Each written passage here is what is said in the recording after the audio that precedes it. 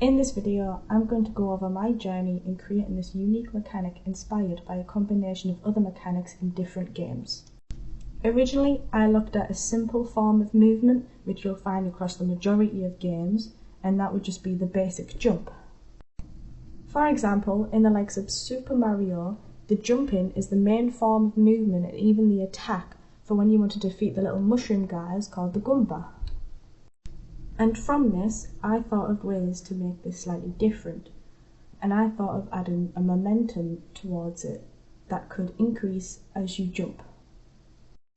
To do this, I set the baseline for the speed of the player at the very beginning, and as you can see, the default is 600.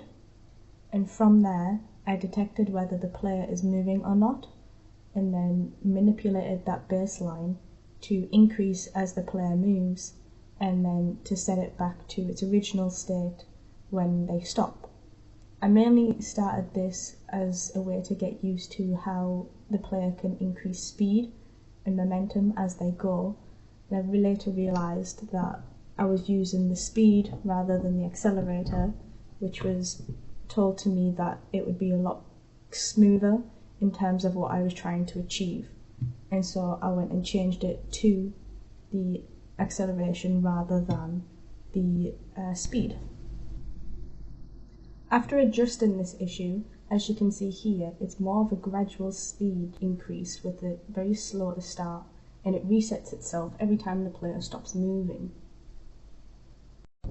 After a round of play testing with the momentum, it was pretty much a unanimous decision that it was a bit too slow to start. I did work on this later on and refined it throughout the process. Now, to make this mechanic more unique, I took inspiration from another game called Clair Obscur, which uses what's called a quick time event, where a player would carry out an action within a short time limit as shown on screen. In this example, you can see the player has to press the button A in order to be successful. In my example, as you can see here, I use the prompt press space in the timer in order to succeed.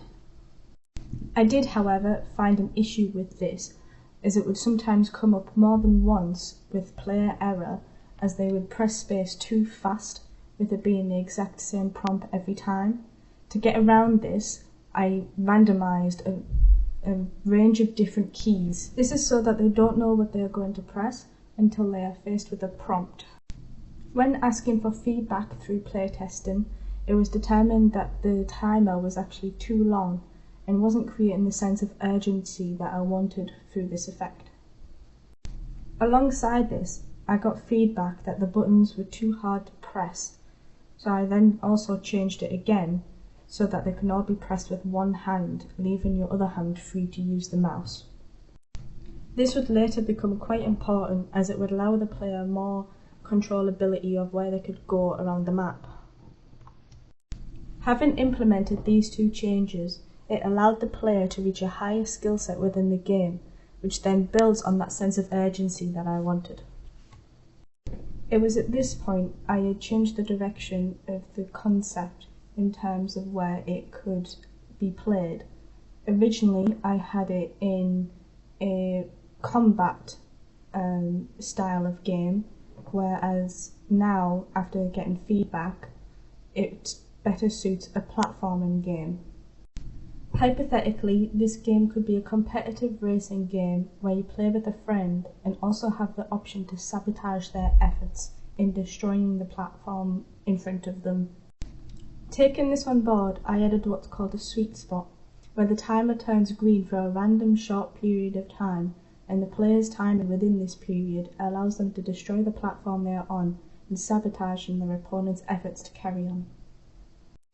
With all the mechanics in place, I had someone who had no experience in making games quickly playtest what I have made, and from there I adjusted the level layout so that it fit better with the new concept.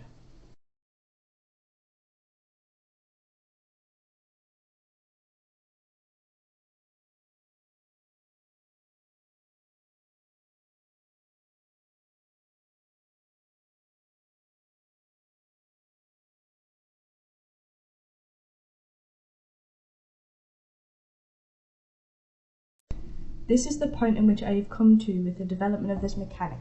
If I were to work on this some more, I would build on what I have by adding the system where you can choose which path you want to continue on, in the same fashion as I have with the timer, as a timed prompt on the screen for the player. This would allow for a smooth run to continue the momentum the player has gained through the course of the map. The failure of that action would allow the other player to catch up from behind and create an imbalance between them.